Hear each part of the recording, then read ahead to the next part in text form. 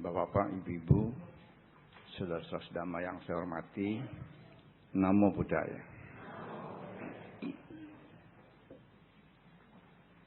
Kita mungkin melihat di TV banyak binatang, hewan yang meninggal. Apa yang terpikir dalam pikiran kita kalau melihat ada hewan yang wafat? Apa yang terpikir? Sudah nasibmu lah gitu. Barangkali begitu ya, karena itu hewan. Tetapi yang ingin saya sampaikan, apa yang terpikir kalau kita melihat orang meninggal? Ya. Kalau melihat hewan meninggal ya udahlah hewan gitu ya. Nilainya kan kurang. Tapi sekiranya yang meninggal adalah orang, teman atau keluarga, apa yang terpikir dalam batin kita melihat mayat atau jenazah orang yang meninggal? Apa yang terpikir? Ya udah biarin aja dah. Nasibnya sudah, waktunya, karmanya sudah sampai. Apakah cuma sebegitu? Ya. Jadi orang sudah meninggal ya udahlah gitu ya. Nah, sebetulnya melihat orang meninggal itu merupakan satu kesempatan untuk menimbulkan rasa samwega. Kita mungkin jarang mendengar kata samwega. Ada yang pernah mendengar? Mungkin pernah kalau misalnya dalam BB atau SMS, kalau ada yang meninggal dunia lalu ada tulisan turut bersamwega cita. Ya. Pernah dengar ya? Enggak juga. Ya, ini berarti kata samwega kurang dikenal. Ya.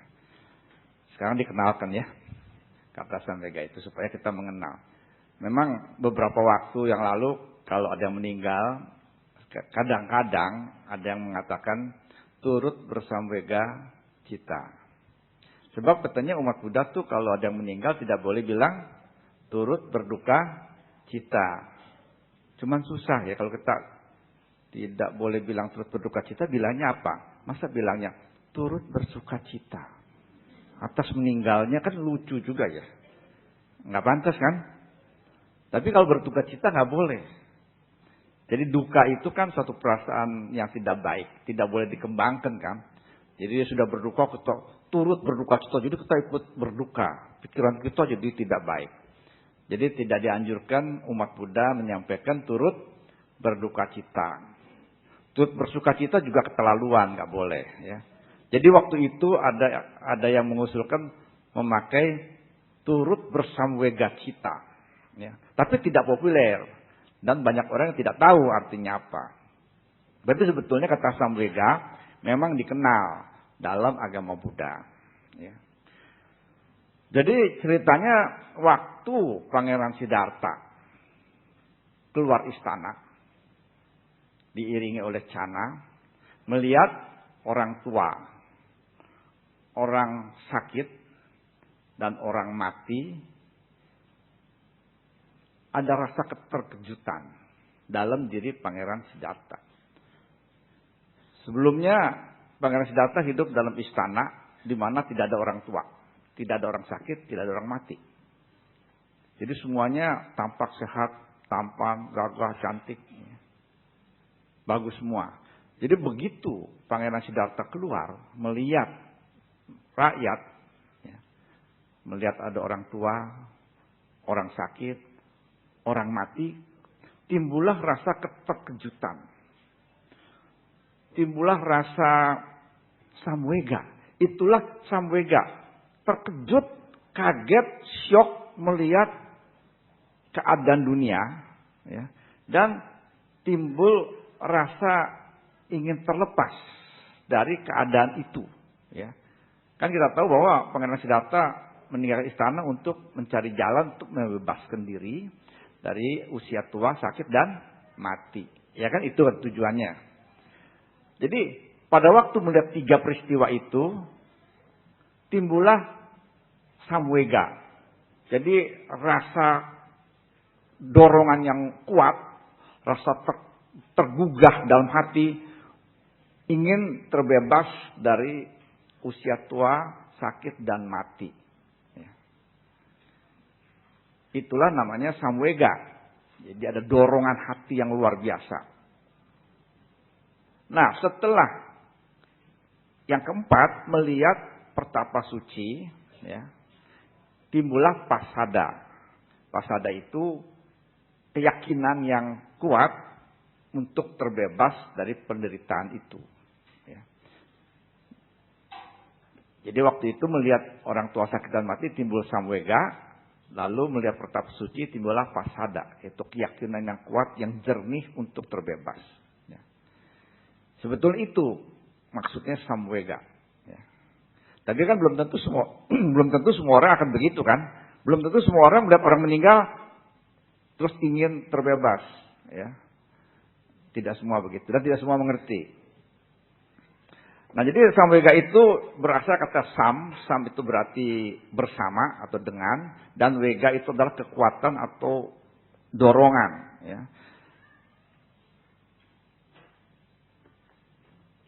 Nah, setelah seseorang melihat orang meninggal, mestinya dalam hatinya timbul rasa dorongan, ya, untuk terbebas. Supaya saya terbebas dari usia tua, sakit, dan mati. Nah, itu samwega. Nah, setelah itu dalam dirinya harus timbul keyakinan, oh saya bisa terbebas. Nah, agama Buddha memberikan tawaran, ya, bagi orang-orang yang mempunyai dorongan untuk terbebas. Ada dua jalan kan. Yang pertama adalah yang mau cepat-cepat terbebas, ini jalan kebikuan. Kalau yang belum bisa membebaskan diri dari ikatan keluarga dan masyarakat, jadilah umat biasa dengan melaksanakan dana, sila, bawana, supaya nantinya terbebas juga. Cuman mungkin lebih lama. Mestinya teoritis jalan kebikuan lebih cepat terbebas, karena ikatannya sedikit. Tapi kalau belum bisa menjadi biku, jalan umat biasa bisa juga, cuman mungkin lebih lama. Tetapi kalau kita lihat dalam riwayat hidup Buddha Gautama, banyak sekali umat biasa yang mencapai kesucian, ya, tingkat pertama, tingkat kedua lah, ya. Hanya beberapa orang yang sebagai orang biasa mencapai kesucian arahat, ya. Dan setelah itu memang harus, ya, jadi biku atau meninggal. Tapi orang biasa pun, umat biasa bisa mencapai kesucian, ya, tingkat 1 atau 2 lah begitu, ya. Itulah yang ditawarkan dalam agama Buddha. Nah, samwega ini ada ceritanya juga, ya. Bagaimana seseorang itu karena samwega yang kuat bisa mencapai kebebasan. Nah, bapak-bapak, ibu-ibu, saudara-saudara sedama tentu pernah mendengar cerita Biku Wakali, ya. Cerita Biku Wakali. Biku Wakali adalah seorang biku yang sangat mengagumi tubuh Sang Buddha. Jadi dia belum mencapai kesucian, ya. Jadi masih terobsesi atau melekat pada keindahan tubuh Sang Buddha. Jadi dia bukan melekat pada ajaran Sang Buddha. Kagum melihat Sang Buddha. Jadi bentuk fisik Sang Buddha itu yang dikagumi. Jadi dia tiap hari berdekatan dengan Sang Buddha, yang dilihatin tubuh Sang Buddha, bukan ajarannya dilihatin, terus itu terpesona melihat keindahan tubuh Sang Buddha. Sayang sekali kita nggak tahu ya Sang Buddha kayak bagaimana benernya, ya. Yang kita lihat kan patungnya, tapi bener gimana kita nggak tahu. Mungkin bagus, ya. Sampai Biku Wakali ini saban hari berbulan-bulan. Tiap hari mandangin, ya, wajah Buddha, tubuh wajah Sang Buddha dilihatin, ya, terus, ya. Nggak belajar dhamma karena saking terpesona, ya. Nah, Sang Buddha menyadari bahwa ini juga nggak betul, ya. Mana bisa orang memandangi wajah Sang Buddha mencapai kesucian. Itu satu hal yang sia-sia. Kan Sang Buddha mengatakan kalau mau melihat Sang Buddha jangan lihat badannya, lihatlah ajarannya. Sang Buddha mengatakan, barang siapa melihat Dhamma, melihat juga aku.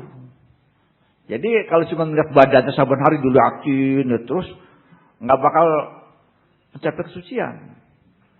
Nah, bagaimana caranya supaya biku wakali ini dapat mencapai kesucian? Tidak dengan memandangi tubuh Sang Buddha. Maka harus diberi, ini dalam kitab yang dikatakan Sang Buddha menyadari bahwa biku wakali ini harus diberi suatu keterkejutan. Syok, ya, kekagetan dalam batinnya supaya dia bisa melepaskan diri dari keterikatan pada tubuh Sang Buddha. Nah, Sang Buddha untuk itu menyatakan kepada biku wakali, ya ini supaya bikunya kaget, gitu, terkejut sehingga ada harapan mencapai kesucian. Ya. Sang Buddha mengatakan, mulai sekarang saya akan pergi dan kamu tidak boleh ikut saya. Ya. Biku wakali mendengar itu kan sangat sedih sekali. Ya. Sangat sedih sekali. Jadi Sang Buddha memang sengaja itu kan pergi. Dan biku wakali tidak boleh ikut. Wah, biku wakali sangat sedih. Bagaimana katanya saya bisa hidup tanpa memandang wajah Sang Buddha, katanya. Kan begitu tuh, itu sampai sebegitu rupanya itu. Ya. Bagaimana saya bisa hidup tanpa Sang Buddha karena saya tidak bisa memandangi wajah dan tubuh Sang Buddha. Wah, sedih sekali. Sampai akhirnya mau bunuh diri. Ya. Sampai akhirnya mau bunuh diri.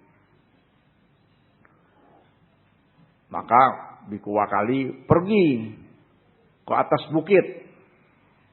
Kalau zaman sekarang tentu dia naik ke Menara Sutet, ya, di Jakarta. Tapi kalau di dulu itu kan nggak ada gedung tinggi dan nggak ada apartemen yang 20 lantai. Jadi dia naik ke atas bukit yang tinggi, ya. Mau melemparkan diri, jatuh ke bawah. Ya. Nah, sudah dia naik ke atas dan bersiap-siap dalam putus asanya itu tidak bisa melihat Sang Buddha, mau meloncat, Sang Buddha menampakkan diri, ya, di tempat di bawah, menampakkan diri, ya, dan berkata, biku wakali, jangan takut biku wakali, datanglah dan aku akan mengangkatmu ke atas. Jadi pas sudah mau loncat, Sang Buddha ada di bawah sana, berkata seperti itu, dan biku wakali merasa sangat gembira, ya, piti. Ya. Lalu dia loncat untuk mencapai Sang Buddha. Dia loncat. Nah, jadi bayangkan saja dari keadaan putus asa yang luar biasa, mau bunuh diri, kemudian ada Sang Buddha yang akan memberikan pertolongan, dia loncat. Dan pada saat loncat itu terbebas dia dari keterikatan pada Sang Buddha. Keterikatan pada melihat tubuh Sang Buddha. Jadi bayangkan aja kan, pada saat orang loncat kan kayaknya pikirannya kan, pernah loncat ya? Dari lantai 20. Pasti mati. Tapi kalau yang loncat terjun payung mungkin pernah ngerasakan ya. Saya sendiri sih belum pernah ya. Kalau yang terjun payung dari pesawat tuh terus-terus tuh kayaknya, ya bayangkan aja duduk tanpa apa, ya payungnya belum buka ya. Jadi pada waktu loncat itu kan dia kayak kosong gitu ya, kayak pikiran terbebas gitu ya. Nah, jadi biku wakali itu juga pada saat dia meloncat, terbebaslah dia dari keterikatan dan dipenuhi oleh kegembiraan yang luar biasa bahwa Sang Buddha akan menolong dia. Nah, pada saat itulah dia mencapai kesucian. Itu cara Sang Buddha. Kalau kita sih barangkali ya nggak bisa begitu ya. Ini ada kegaibannya juga. Sang Buddha bisa membuat yang biku wakali yang loncat itu ke bawah tidak meninggal. Ya. Jadi dengan kekuatan batin Sang Buddha, biku wakali bisa turun dengan selamat, ya, dan mencapai kesucian pada saat terbang. Bukan terbang ya. Pada saat loncat, begitu ya. Tapi tidak dianjurkan para hadirin untuk loncat dari Menara Sutet kalau mau mencapai kesucian. Ini cerita ya, dan tentu di sini ada kesaktian Sang Buddha untuk mengatur itu ya. Nah, kemudian ada cerita yang kedua. Ya. Kan kalau cerita lebih enak ya daripada ajarin nama kan ya. Lebih gampang cerita kan. Nanti kalau saya cerita di sini, nanti kalau pulang yang keinget ceritanya bukan damanya kali ya. Kebanyakan begitu ya. Jadi cerita yang kedua ini lebih tinggi lagi. Ini dewa. Ya. Cerita tentang dewa. Pada zaman Sang Buddha ada seorang dewa bernama Subrahma yang hidup di surga. Diiringi atau disertai dengan 1000 dewi. Mungkin istrinya 1000 kali ya. Yang nggak tahu istri apa bukan nggak diceritakan. Tapi memang kita tahu kalau di alam dewa tuh ada pasangan-pasangan juga ya. Jadi ada raja, ada ratu dewa, ada istri dewa, ada pelayan dewa. Ini sih mungkin bukan istrinya semua kali ya. Mungkin pelayannya kali ya. Jadi ceritanya sih cuma begitu. Subrahma adalah seorang dewa yang mempunyai dewi 1000. Diiringi oleh 1000 dewi. Kalau 1000 mah ingetin namanya udah susah ya. 1000 coba. Namanya kita bagaimana ingat. Paling nomor 1, nomor 2, nomor 3 barangkali. Tapi 1000. Ya kita jangan bayangkan susah karena dewa kan tentu punya ingatan yang luar biasa. Jadi dia mungkin hafal 1000 dewi pengiringnya itu. Suatu hari, ia sedang duduk di bawah pohon, dikelilingi oleh 500 dewi. 500 dewi lainnya, kan ada 1000 kan? 500 bersama dia, 500 dewi lainnya lagi naik pohon. Mungkin dewinya tomboy. Ya. Naik pohon. Ini menurut kitab ya, bukan kata saya. Bukan kata saya. Menurut kitab, 500 dewi lainnya sedang bergembira memanjat pohon. Dan melemparkan bunga-bunga dari atas pohon. Ceritanya. Ya. Jadi pada saat 500 dewi itu sedang memanjat pohon dan melemparkan bunga-bunga. Dan bernyanyi dan berteriak-teriak. Tentunya kan ya tentu dalam keadaan bergembira kan mereka berteriak, bernyanyi dan sebagainya. Tiba-tiba suara nyanyian lenyap. Dan dewinya juga lenyap. Yang 500 di atas pohon itu. Ya. 500 dewi di atas pohon yang sedang memanjat dan melempar bunga. Tiba-tiba lenyap. Suaranya juga lenyap. Hilang sudah. Nggak kelihatan lagi. Nah. Kan Dewa Subrahma ini terkejut. Ya. Kemana ketika pada hilang itu katanya. Ya. Hilang aja begitu. Nggak jatuh, nggak apa. Hilang. Langsung hilang. Ya. Karena alam dewa itu kan makhluk halus ya, yang lebih halus daripada kita. Jadi kalau dia mau hilang, hilang aja gitu. Kalau mau timbul, timbul aja gitu. Enggak pakai seperti kita di sini. Ya. Lalu karena dia dewa, dengan mata dewanya dia mencari kemana 500 dewi ini. Ya. Ternyata setelah dilihat dengan mata dewanya, 500 dewi ini terlahir kembali atau terjatuh ke alam neraka. Awici. Nggak tahu salahnya apa. Tapi ceritanya begitu. Jadi 500 dewi ini terjatuh ke alam neraka Awici. Neraka Awici itu yang paling rendah. Ya. Paling tidak menyenangkan. Terjatuh situ. Dan Subrahma tentu merasa sangat sedih. Dan merasa kayak dalam dirinya itu, aduh ini kok hidup seperti ini. Dari alam dewa tiba-tiba bisa terlahir di alam neraka. Itu satu syok ya, satu kekagetan yang luar biasa. Jadi dia tidak menyangka. Dia tidak menyangka bahwa dewa itu bisa tiba-tiba lahir di alam neraka. Ya, dia merasa sangat kaget, syok, terkejut. Sehingga dalam dirinya timbullah satu keinginan yang kuat. Bagaimana supaya bisa terbebas dari kelahiran di alam neraka itu. Itu kan termasuk kematian. Jadi kematian di alam dewa, lahir di alam neraka. Itu kekagetan yang luar biasa. Oleh karena itu, untuk melepaskan dirinya dari keadaan yang demikian, ada dorongan yang luar biasa untuk terbebas, maka Dewa Subrahma itu menemui Sang Buddha.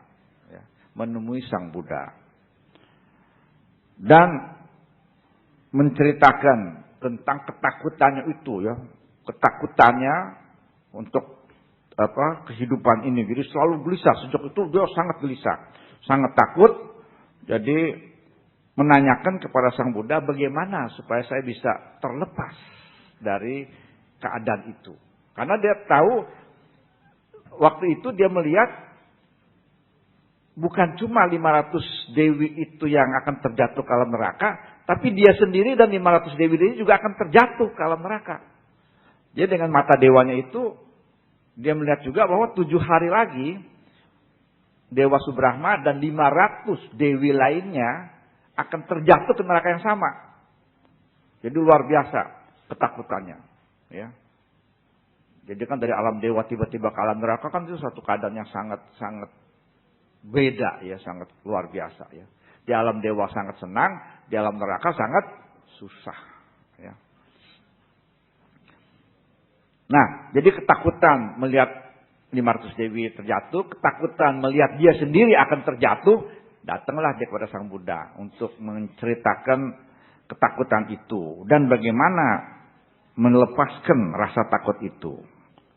Nah, Sang Buddha menyatakan, selain dari pencerahan dan pelepasan, selain dari pengendalian diri terhadap indera, selain dari melepaskan semua, apakah aku melihat keselamatan bagi makhluk hidup? Jadi Sang Buddha menyatakan supaya terbebas, supaya selamat, lepaskanlah. Tadi ada lagu dikatakan, lepaskanlah diri dari loba dosa moha.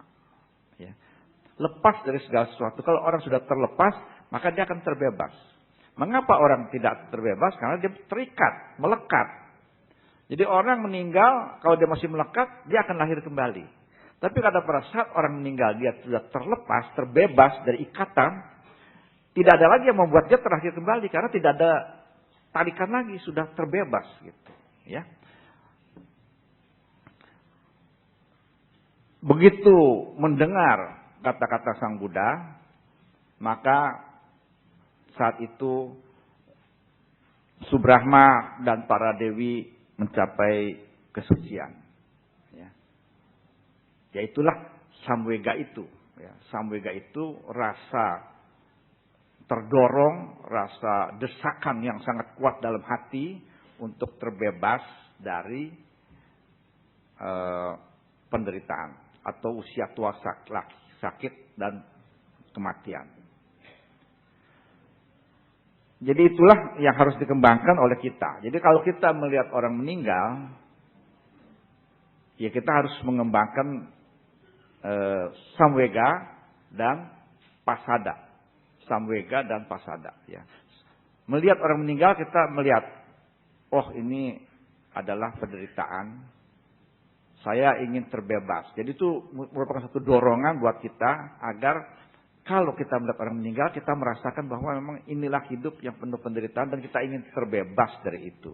Dan kita punya keyakinan untuk terbebas, itu pasada. Ya. Itu tentang samwega dan pasada. Nah, sekarang saya ingin bertanya kepada para hadirin. Seandainya suatu waktu kita meninggal, ya, salah nggak bertanya begitu? Enggak kan? Pasti meninggal kan? Termasuk saya kan? Jadi kan pertanyaan gini, seandainya suatu waktu kita meninggal, ya, terus kita minta doa apa dari yang datang? Minta didoakan apa? Jadi kan pasti kita meninggal kan? Terus ada kan pasti yang datang. Kan nggak mungkin kalau yang sudah meninggal itu terus semoga yang datang mau bawa paipau. Udah meninggal, dia nggak mengharapkan itu lagi kan? Setuju nggak? Nggak mungkin yang meninggal itu ngarepin semoga paipaunya gede. Kan nggak mungkin gitu. Tapi tentu yang diminta atau diharapkan oleh yang meninggal itu doa dari yang datang atau doa dari keluarga.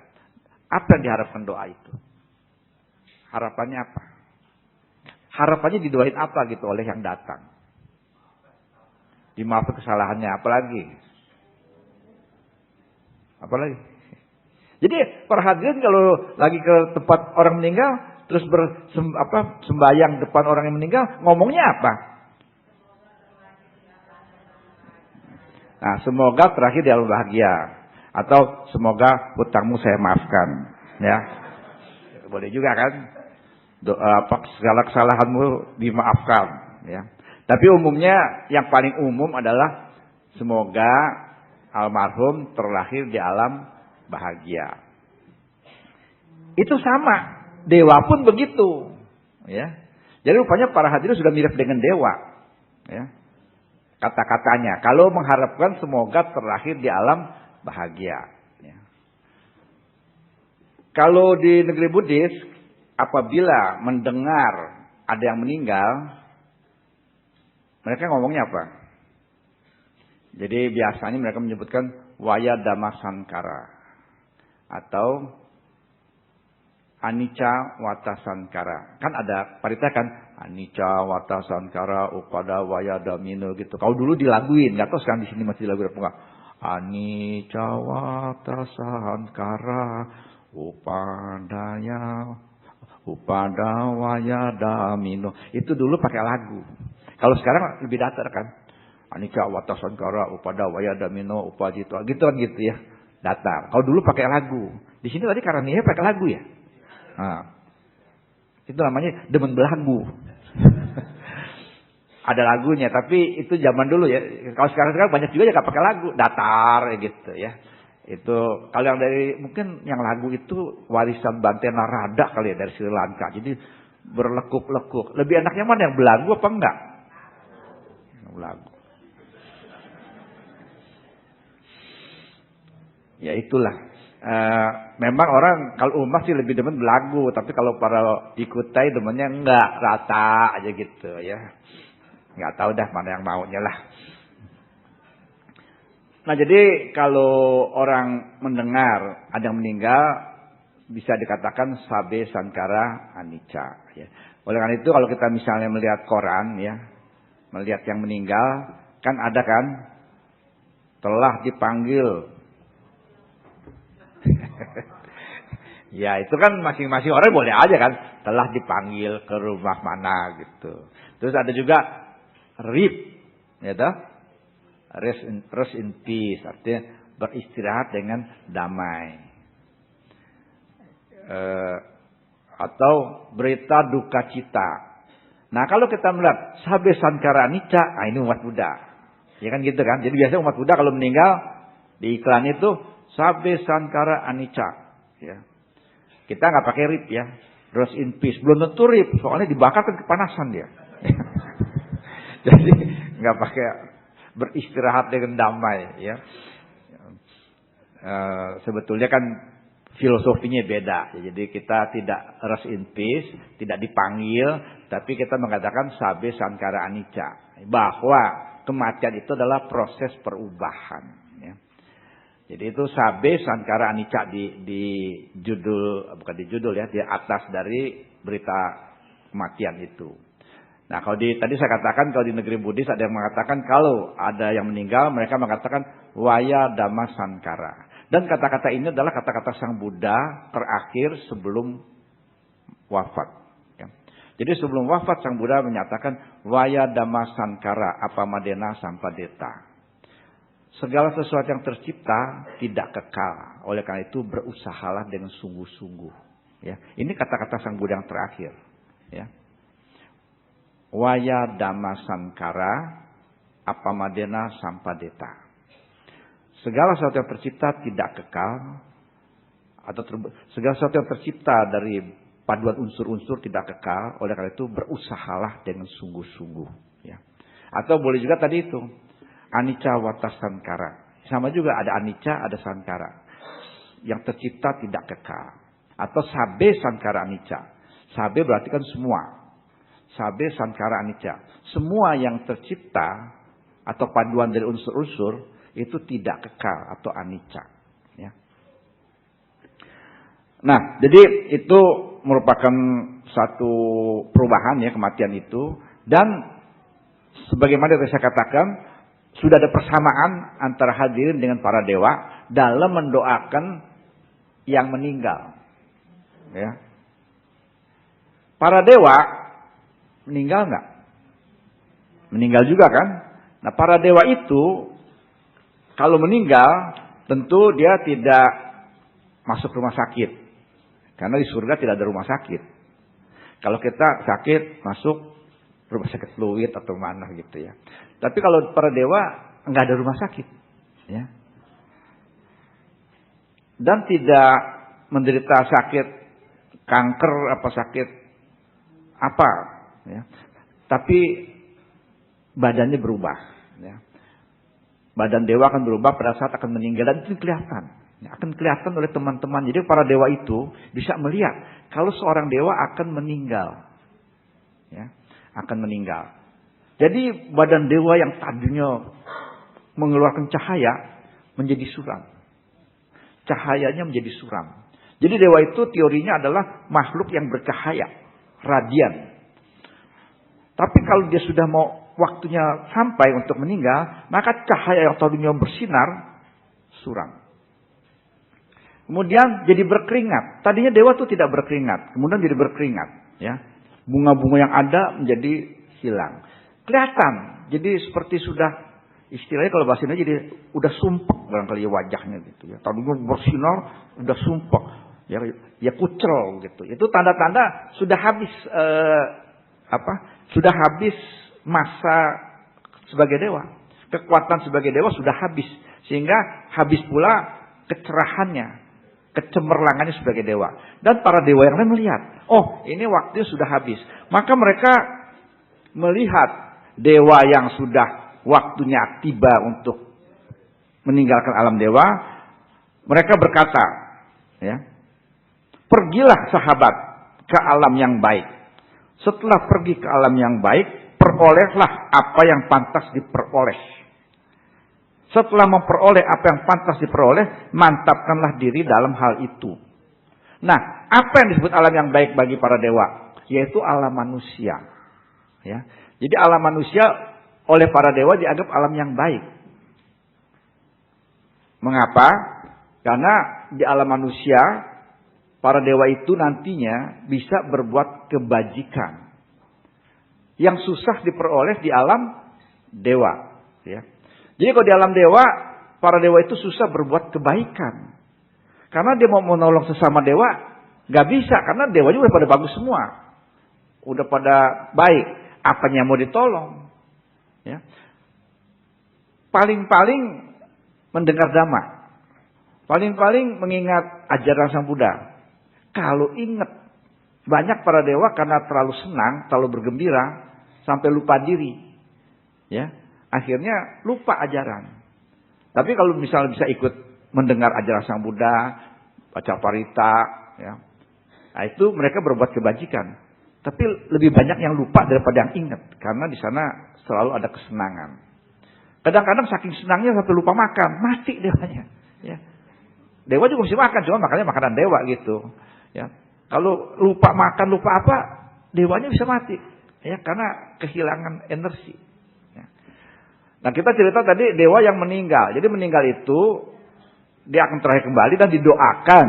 Ya belum tentu jadi sih kemananya. Didoakan semoga terlahir di alam yang baik, yaitu alam manusia, supaya dia bisa berbuat bajik, bisa berbuat baik dan terakhir kembali di alam dewa.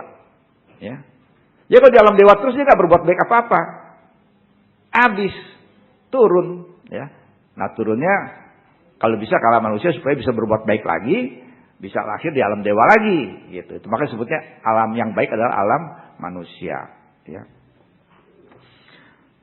Kadang-kadang para dewa juga berharap agar bisa menolong manusia. Ya.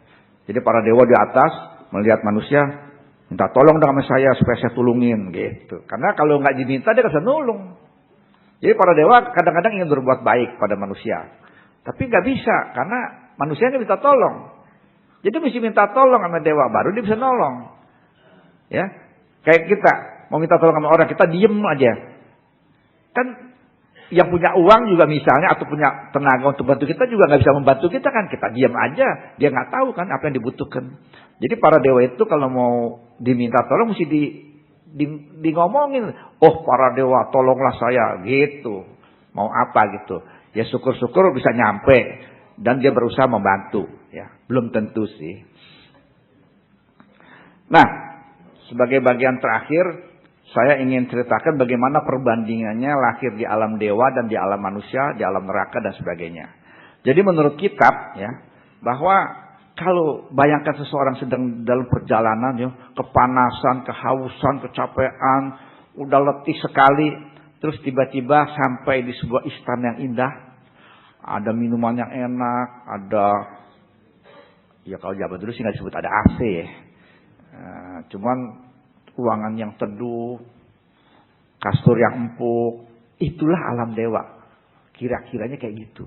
Jadi kalau orang udah kecapean, kepanasan, lelah, ingin istirahat, ketemu satu bangunan yang bagus, gedung, bisa tidur, bisa makan enak, ya, minumnya Coca-Cola, makannya pizza, misalnya pizza berbahaya untuk kesehatan kali ya. Jadi itu kenikmatan itu seperti di alam dewa. Nah kalau dia jalan kepanasan, kehausan, kecapean, terus sampai di sebuah pohon yang rindang, ya, tanahnya rata, teduh, ya, ada minuman sedikit, ya mungkin aqua deh sekarang, ya tadi Coca-Cola kan ya, sekarang aqua aja deh gitu ya. Itulah alam manusia, itulah alam manusia kira-kira seperti itu. Jadi tadi dibandingkan dengan gedung yang besar, ini sekarang kalau alam manusia kira-kira kayak pohon yang rindang, tapi tanahnya rata, duduknya enak, teduh, ya. Nah itulah kira-kira alam manusia seperti itu. Tetapi kalau dia sudah kecapean, kepanasan, kelelahan, terus sampai di bawah pohon yang rontok, ya, yang pohon gitu, tapi daunnya udah rontok, jadi panasnya masih kena kan. Terus tanahnya tidak rata, berbatu-batu, jadi duduk aja pantat sakit. Itulah alam apa? Setan, neraka, nggak begitu. Itu setan.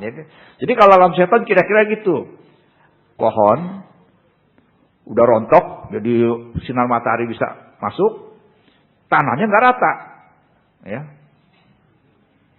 Itu alam setan. Sekarang kalau seorang jalan kepanasan capean, terus lagi jalan tiba-tiba kecemplung di lubang kotoran yang dalam, itu alam binatang. Plung masuk situ, ya, kecemplung di kayak sumur penuh kotoran, blus masuk. Itulah alam binatang, ya. Nah sekarang baru sampai alam neraka, ya. Lagi jalan tiba-tiba kecemplung kok itu lubang yang dalamnya api semua. Ya, jadi lubang besar, bawahnya udah api yang menyala, ada panas sekali, api batu gitu, udah kecemplung situ. Nah itulah alam neraka, ya. Itu bayangannya seperti itu. Jadi barang siapa yang sudah terlahir di alam manusia itu sudah beruntung. Itu dianggap alam yang baik oleh para dewa. Mengapa baik? Karena bisa berbuat kebajikan. Di alam neraka nggak bisa, karena udah kepanasan. Di alam binatang susah, karena jarang para binatang itu bisa berdana kan. Ada nggak binatang berdana? Nggak ada. Ya, mau dengar dama juga kagak ngerti dia. Alam setan, ya ini alam cincai dikit lah ya. Ya nggak bagus ya. Alam yang penuh lapar, haus, tidak bagus. Ya tidak enak ya. Jadi mau berbuat kebajikan juga susah di alam setan ya. Alam setan itu kebanyakan tidak berbuat kebajikan, malah nakut-nakutin orang ya. Kan setan itu suka nakutin orang. Jadi mau berbuat kebajikan susah di alam setan itu. Jadi yang paling mudah berbuat kebajikan di alam manusia. Kalau mau ya, kalau mau bisa di alam manusia berbuat kebajikan. Kalau nggak mau ya nggak bisa ya. Jadi para hadirin, beruntung kita terlahir sebagai manusia, bisa berbuat kebajikan kalau mau, dan bisa nanti terakhir dalam dewa, ya, atau mencapai kesucian dengan menjalankan dana sila bawana. Ya. Jadi itulah para hadirin ya, yang ingin saya sampaikan, bahwa kehidupan itu berubah, ya. Kita tentu berharap suatu waktu kita mencapai kesucian. Sebelum mencapai kesucian, mungkin kita berharap terakhir di alam yang menyenangkan, yaitu alam surga. Oleh karena itu, ya termasuk alam manusia ya. Alam manusia termasuk kan kama sugati bumi ya. Jadi yang masih menyenangkan. Nah, alam manusia, alam dewa termasuk menyenangkan ya. Oleh karena itu kita mendoakan kepada yang sudah meninggal, itu adalah semoga terlahir di alam bahagia. Nah, dalam bahasa Pali disebut sugating upapajatu. Ya. Sugating upapajatu, J-nya 2. Jadi kalau kita misalnya menulis amplop ya, amplop putih ya, kan bukannya angpau kan? Masa ke rumah orang meninggal angpau? Tapi kalau usia udah 100 tahun pakai angpau boleh nggak? Boleh kan? Yang meninggal juga keluarga pakai baju merah. Ya, apalagi udah umur 200 tahun, ya. Nggak ada ya 200 tahun. Ya, menurut perhitungan sih, menurut ilmu kesehatan orang ini bisa umur 120 kali, ya. Bisa sampai 120. Kan ada kan orang 120, ya. Zaman Sang Buddha juga kan ada kan Visakha 120, ya. Jadi kita tulis ya, bisa kita mau tulis Sabe Sankara Anicca, ya. Bisa juga tulis Sugating Upapajatu. Kalau kita bertujuan mendoakan yang meninggal supaya terlahir di alam yang baik, kita bilang Sugating Upapajatu, ya. Pernah dengar nggak Sugating? Pernah, kalau lagi Bante minta itu kan Silena Nibuting Yanti, Silena Sugating Yanti, pernah? Ya kan? Sugating itu artinya su itu bagus. Ya, jadi kalau kita dengar kata su itu berarti bagus. Gati jalan kelahiran, ya, jalan kehidupan. Gati itu jalan kehidupan, ada 7 gati, ya. Sugati berarti jalan kehidupan yang bagus, ya. Jadi sugating berarti jalan kehidupan yang bagus. Upapajatu berarti kelahiran kembali. Jadi kelahiran kembali di alam yang baik. Itu jadi sugating upapajatu. Jadi hadirin kalau berdoa di hadapan jenazah, ya kita akan mendoakan semoga yang meninggal terlahir di alam yang baik, ya. Kalau di kertasnya boleh tulis seperti itu, sugating upapajatu. Atau kalau belum ingat ya tulisnya Sabe Sankara Anicca. Tapi jangan turut berduka cita, ya. Apalagi turut bersuka cita, ya jangan, ya. Jangan turut berduka cita. Cuman kalau untuk orang yang bukan agama Buddha nggak ngerti ya. Semoga itu. Ya kita mungkin jangan turut berduka cita, jangan turut berbela sungkawa, tapi turut berkabung. Berkabung masih ada sedihnya juga ya. Cuman kata berkabung itu lebih mencerminkan suatu cara menyatakan penghormatan kepada yang meninggal. Kan misalnya negara berkabung atas meninggal siapa. Berkabung berarti upacaranya. Berkabung menyatakan satu rangkaian upacara untuk menghormati yang meninggal. Jadi lepas daripada rasa sedih apa enggak, tapi memang ada upacara untuk yang meninggal. Jadi disebut berkabung. Jadi kita bisa bilang turut berkabung atas meninggalnya siapa, ya. Jadi itu barangkali lebih bisa diterima kalau yang meninggal bukan Buddhis. Tapi kalau yang meninggal Buddhis, kita bisa bilang semoga almarhum terlahir di alam bahagia. Kalau mau lebih keren, Sugating Upapajatu. Cuma jangan salah tulis, ya. Kalau mau hebat-hebatan salah tulis, ya. Sugating Upapajatu. Ya, kalau bingung juga Sabe Sankara Anicca juga boleh. Ya. Jadi demikianlah para hadirin yang saya hormati, mudah-mudahan apa yang disampaikan dapat memberi ya manfaat bagi kita semua. Terima kasih atas perhatian Bapak-bapak, Ibu-ibu, saudara sekalian. Namo Buddhaya.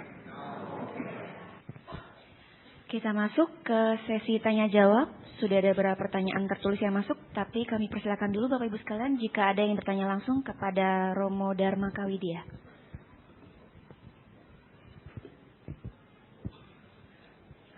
Baik, jika tidak ada, kami persilakan kepada Romo untuk menjawab pertanyaan yang sudah masuk. Terima kasih. Pertanyaan pertama tentu saya akan sampaikan yang paling menarik, yaitu mau bertanya kenapa pizza tidak sehat. Saya tidak anti pizza ya, saya juga kadang-kadang makan pizza. Artinya begini, secara kesehatan ini bukan secara agama Buddha ya. Jadi secara kesehatan junk food itu kan tidak baik untuk kesehatan ya. Jadi makanan yang kalau kita ingin panjang umur ya dan sehat, kurangilah makanan yang diproses dan tidak segar ya. Semakin segar makanan itu semakin bagus untuk tubuh ya. Jadi kalau makanan yang sudah diproses, yang bergula dan yang sudah dipakai banyak macam-macam zat gitu ya, itu untuk kesehatan tubuh tidak begitu baik ya. Jadi maksudnya tidak sehat itu junk food ya, artinya semua junk food bukan cuma pizza, ini kan cuma contoh aja. Semua junk food itu tidak baik untuk kesehatan. Tapi kalau jarang-jarang sih boleh, tidak sampai membuat tubuh menjadi terganggu. Tapi kalau terus-menerus, maka itu akan membuat proses tubuh kita menjadi tidak baik ya. Ini kaitannya dengan kesehatan ya. Tapi saya jangan dikatakan saya anti pizza ya. Saya cuma contoh junk food aja contohnya ya. Semua junk food tentunya. Jadi kalau ingin sehat, pertama kurangilah makanan diproses ya. Yang kedua yang bergula ya. Itu yang tidak baik. Dan lebih bagus makan yang segar ya. Biji-bijian atau sayur, buah ya. Itu membantu untuk panjang umur ya. Kemudian yang kedua, apabila makhluk yang terakhir di neraka Awici dan makhluk itu tidak mempunyai karma baik, bagaimana cara makhluk tersebut agar terbebas? Ya mungkin nggak bebas-bebas kali ya. Jadi tentu saja orang itu, ya bukan orang ya, makhluk itu dalam kehidupan yang sudah sangat lama, ada karma baik, ada karma buruk. Ya tentu tidak mungkin dia kan jahat terus. Sesekali kan ada kebaikannya juga. Tapi kita nggak tahu. Jadi kalau ada makhluk terakhir di neraka Awici, pasti dia punya karma baik. Dan pasti karma buruk yang menyebabkan dia terlahir di alam neraka itu suatu waktu akan berakhir. Akan ya istilahnya lunas gitu ya, dia bayar. Nah nanti pada saatnya karma baiknya berbuah, dia akan terlepas dari neraka itu. Dan dia tentu akan ada di situ selama karma yang menyebabkannya itu masih bekerja buahnya. Ya. Jadi pada saatnya tentu akan terbebas. Setelah masa hukumannya selesai. Jadi kita bisa anggap kelahiran di alam neraka itu adalah sebagai hukuman. Hukuman. Yang suatu waktu kan akan selesai. Tidak akan selamanya. Nah begitu juga kelahiran di alam surga itu adalah sebagai hadiah. Sebagai bonus. Ibaratnya kita dikasih bonus jalan-jalan ke Disneyland selama 3 bulan. Tiap hari ke Disneyland. Bosan juga ya lama-lama ya. Tiap hari coba main di Disneyland. Gratis. Makan dijamin. Semua dijamin. Itu kayak di surga. Jadi kayak senang-senang aja. Gak usah mikirin makanan. Gak usah mikirin apa-apa. Itu seperti di alam surga.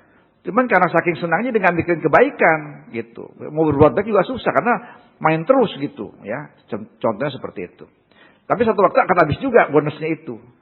Dan harus berbuat baik lagi untuk bisa membuat kebahagiaan yang baru.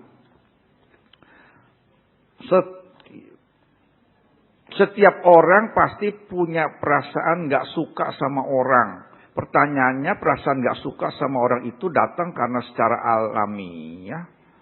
Atau karena karma, emang karena apa tuh?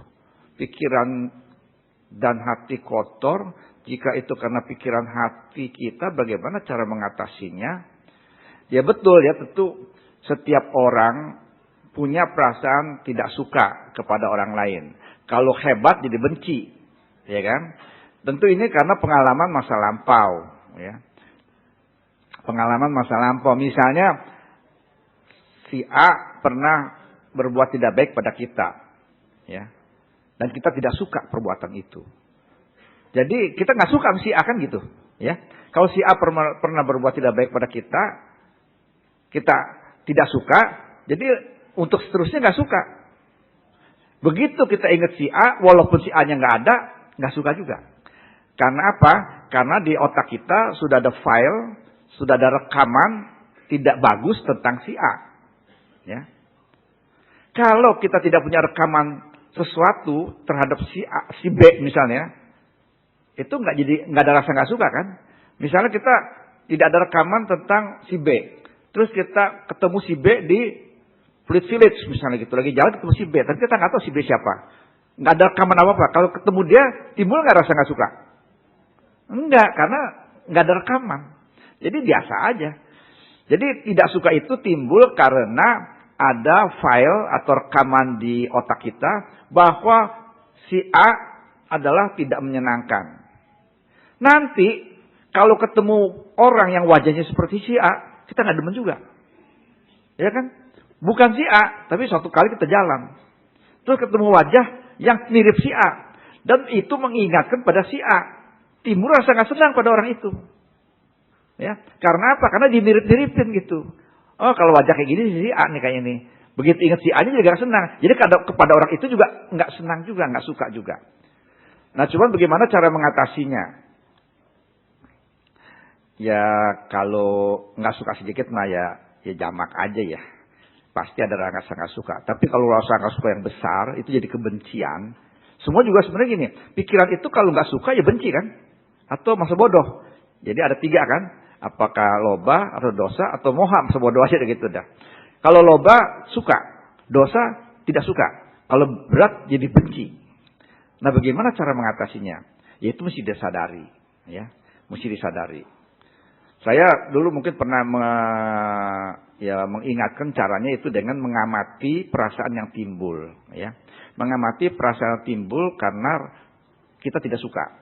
Jadi kalau seandainya para hadirin tidak suka si A, pasti ada rasa nggak enak di badan, nggak senang, perasaan tertentu. Misalnya gini, saya tidak suka si A, begitu saya membayangkan si A, timbullah rasa berdebar-debar, misalnya gitu, atau rasa panas di kepala atau berat. Nah, tinggal amati aja perasaan itu. Kalau perasaan itu hilang, diamati, maka perasaan tidak suka pada si A juga hilang. Ya, sudah ngerti? Bisa ya bayangin ya. Jadi saya ulangi ya. Kalau kita tidak suka si A, maka kalau kita membayangkan wajah si A, maka di badan kita akan timbul rasa tidak enak. Tidak enak itu bisa di kepala atau di dada atau di mana. Kalau rasa tidak enak itu kita amati dengan meditasi pengamatan dan hilang rasa itu, maka nanti lain kali membayangkan wajah si A, nggak ada lagi rasa tidak suka. Ya, kan gampang kan? Nah, kalau coba aja makanya. Jadi kalau ada rasa benci, coba aja begitu. Mengamati rasa yang timbul karena rasa tidak suka itu. Mestinya hilang. Kalau belum hilang, dia telepon saya aja, nanti saya ajarin ya. Bagaimana mengatasi kesedihan yang mendalam jika orang dicintai? Ini kan rasa, tadi kan rasa benci kan, tidak suka. Kalau ini rasa melekat. Rasa suka kan, kita suka pada seseorang, terus ditinggalkan, sedih kan? Jadi apa bedanya? Sama aja kan, satu ingin menolak, satu ingin menarik gitu, sama, ya. Itu tetap aja cara pengobatannya sama seperti benci. Jadi suka dan benci itu kan cuma satu kesana, satu kemari gitu kan, ya. Satu menarik, satu mendorong. Kalau benci itu mendorong, kalau suka itu menarik. Itu sama aja. Mempunyai file di otak. Mengapa kita mencintai seseorang? Ya katakanlah orang tua atau siapa gitu. Mengapa? Karena ada file yang baik di otak kita terhadap orang itu. Tapi kalau terhadap orang lain kan nggak ada file yang baik, kita nggak suka kan. Jadi misalnya kalau ada orang meninggal di jalan, sedih nggak? Kagak. Coba kalau yang anak kita atau saudara kita, ayah kita, ibu kita meninggal, sedih nggak? Sedih karena ada ikatan. Jadi ada ikatan yang menarik sehingga kita jadi sedih. Tapi kalau misalnya kita mendengar di negara mana ada bom, mati 15. Sering kan di TV begitu. Sedih gak? Paling kesian ya gitu. Iya kan? Sedih gak? Kagak. Padahal 15 orang. Kalau family kita satu meninggal, kita sedih. Satu. Ini 15 orang. Dan di Syria 80.000 orang udah meninggal karena perang. Sedih gak? Wah, kurang ya. Kurang bener. Mestinya kan sedih kan, karena orang meninggal banyak. Tapi kita kan rasanya gak gitu sedih kan?